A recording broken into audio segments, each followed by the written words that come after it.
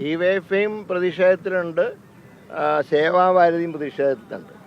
Alappuzha medical കോളേജിൻ്റെ അകത്ത് രണ്ടു കൂട്ടരും വലിയ ബാനർ വെച്ച് കെട്ടി അവിടുത്തെ പ്രവർത്തനങ്ങളെ തടസ്സപ്പെടുത്തുകയാണ്. മാത്രമല്ല, അവിടെ ഒരു ക്രിട്ടിക്കൽ കെയർ യൂണിറ്റിൻ്റെ വർക്കിന് അവിടെ ജോലിക്കാർ ചെന്നപ്പോൾ സേവാഭാരതിക്കാർ പറഞ്ഞത് ഞങ്ങളുടെ സ്ഥലമാണ്, ഇവിടെ പ്രവർത്തനം നടത്തണമെങ്കിൽ ഞങ്ങൾക്ക് മറ്റൊരു സ്ഥലം അനുവദിച്ച് നൽകണം.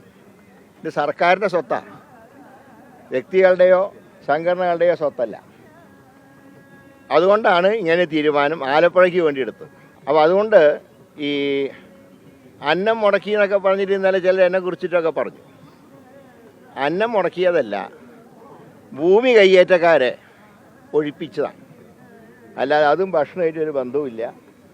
ഭക്ഷണം കൊടുക്കുന്നതിനൊന്നും ഒരു തടസ്സമില്ല. പക്ഷേ സ്ഥലം കയ്യേറി വലിയ ബാനർ വെച്ച് ഇവിടെ ഞങ്ങളല്ലാതെ മറ്റാരും ഒന്നും ചെയ്യണ്ട എന്നാണെങ്കിൽ അത് നടക്കില്ല. അതാണ് ആലപ്പുഴയിൽ ഇങ്ങനെ തീരുമാനം. ഇപ്പോഴുള്ളതിനൊന്നും ഞങ്ങൾ ഡിസ്റ്റർബ് ചെയ്യുന്നില്ല. പരാതി കിട്ടിയാൽ മാത്രം നടപടി സ്വീകരിക്കും.